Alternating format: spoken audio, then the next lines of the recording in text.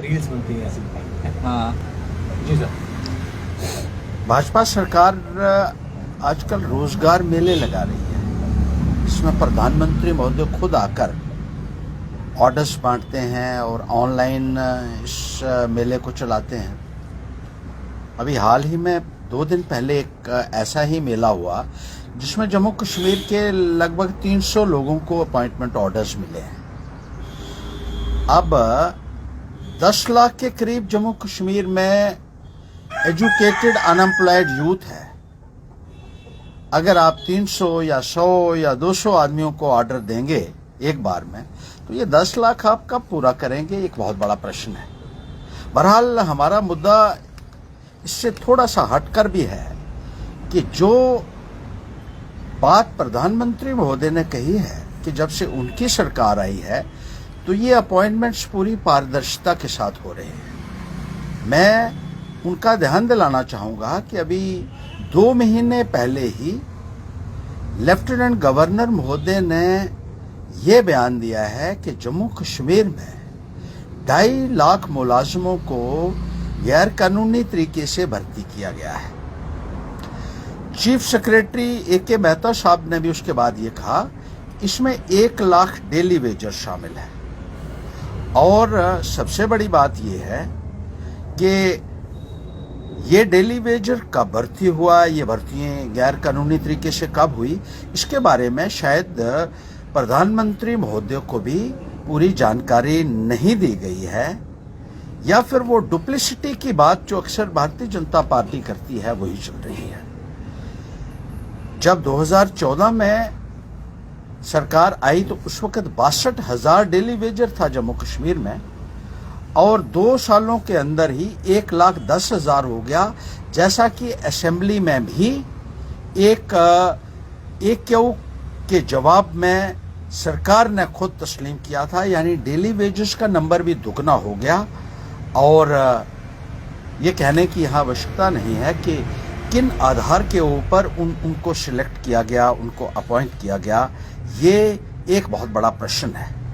जो भी भर्तियां गैर कानूनी तरीके से हुई हैं जम्मू कश्मीर में, वो अपने आप में एक रिकॉर्ड होंगी। अभी जो एलजी महोदय ने कहा है, इससे पहले भी सतपाल मलिक जी जो गवर्नर रहे इस रियासत के, उन्होंने ये कहा था कि 2014 के बाद और उनके टेन्योर तक 3,500 भर्तियां जम्मू कश्मीर बैंक में गैर कानूनी तरीके से की गई थी, लेकिन उनके बारे में भी कोई एक्शन सरकार की तरफ से नहीं लिया गया।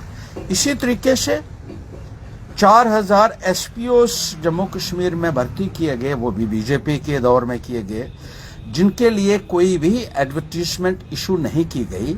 और जो एलिजिबल यूथ थे, जो सब तरीके से फिट थे इस जॉब के लिए, उनको नजरअंदाज किया गया। और गैर कानूनी तरीके से चोर दरवाजे से 4,000 लोगों को उस वक्त पुलिस में एसपीओ भर्ती किया गया। इसके बारे में भी कोई भी जवाब नरेंद्र मोदी जी द्वारा या यहाँ के प्रशासन द्वारा नहीं दिया जा रहा है। इसी तरीके से जो भर्तियां सब इंस्पेक्टर्स के लिए हुई, पुलिस डिपार्टमेंट में हुई, या इंजीनियरिंग डिपार्टमेंट में हुई, या फिर अकाउंट्स में हुई, उसमें यह कहा गया था कि 30-30 लाख रुपया इन नौजवानों से इकट्ठा किया गया है और 30-30 लाख रुपए में पर्चे बेचे गए हैं। तो ये किस पारदर्शिता की बात हो रही है भारतीय जनता पार्टी वाले कर रहे हैं, या प्रधानमंत्री महोदय जब ये कहते हैं कि उनकी सरकार आने के बाद पारदर्शिता हुई है, तो वो कौन सी पारदर्शिता है? उन्हीं की सरकार में बीजेपी पीडीपी के दौर में भारी पैमाने के ऊपर हेल्थ डिपार्टमेंट में भर्तियां हुई गैर कानूनी तरीके से। हॉस्पिटल डेवलपमेंट फंड को गैर कानूनी तरीके से इस्तेमाल करके हॉस्पिटल्स में और दूसरी जगह भर्तियां की गई। इसी तरीके से khadi and village industry board में भी एक बहुत बड़ा स्कैम हुआ, वो भी बीजेपी पीडीपी की सरकार के दौरान हुआ, जिसमें बड़े पैमाने के ऊपर बैकडोर अपॉइंटमेंट्स की गई। इसी तरीके से इंडस्ट्रीज डिपार्टमेंट में, सीकॉप में, सिडको में, सीमेंट्स लिमिटेड में अनगिनत भर्तियां चोर दरवाजे से की गई, लेकिन कोई उसका संज्ञान नहीं लिया गया और ये सिलसिला लगातार चल रहा है। और 2 महीने पहले भी जैसे हमने कहा कि लेफ्टिनेंट गवर्नर मनोज सिन्हा जी ने ये कहा कि 2.5 लाख लोग इस वक्त गैर कानूनी तरीके से जम्मू कश्मीर में भर्ती हो चुके हैं, तो उसका संज्ञान कौन लेगा, हम ये कहना चाहते हैं। और इस बात की जानकारी शायद प्रधानमंत्री महोदय को ना हो जब वो ये कहते हैं कि उनके आने के बाद पूरी पारदर्शिता भर्तियों में हो रही है। ये सरासर गलत है, मिथ्या है और इस तरफ सरकार की तवज्जो होनी चाहिए। और जो नौजवान हैं, एजुकेटेड हैं, जो जॉब्स चाहते हैं, उनको बड़े बड़े आश्वासन दिए गए थे और ये कहा गया था कि 2-2 करोड़ नौकरी हर साल इन बेरोजगार नौजवानों को दी जाएगी, लेकिन वो कहीं भी नजर नहीं आ रहा है।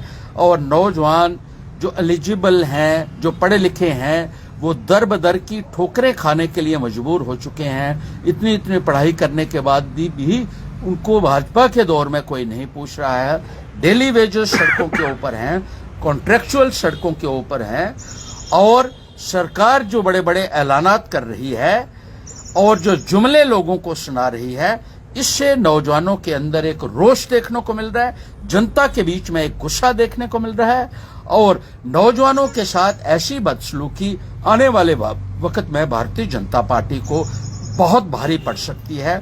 जैसे अभी उन्होंने एक और फैसला लिया था कि जम्मू कश्मीर के जो 12वीं पास बच्चे हैं उनके इम्तिहानात बाहर स्टेट्स में लिए जा रहे थे और बच्चों ने वहां टेस्ट दिए, इतना खर्चा किया और जब पब्लिक का रोष देखा तो उन्होंने कहा जी अब आपको बाहर जाने की जरूरत नहीं, जिन बच्चों ने खर्चा किया है उसका क्या होगा। ये कुछ एक मिसालें हैं जहां नौजवानों के साथ एक खिलवाड़ हो रहा है, धोखा हो रहा है और भ्रष्टाचार चरम सीमा के ऊपर है, जिसका जवाब भारतीय जनता पार्टी को देना होगा।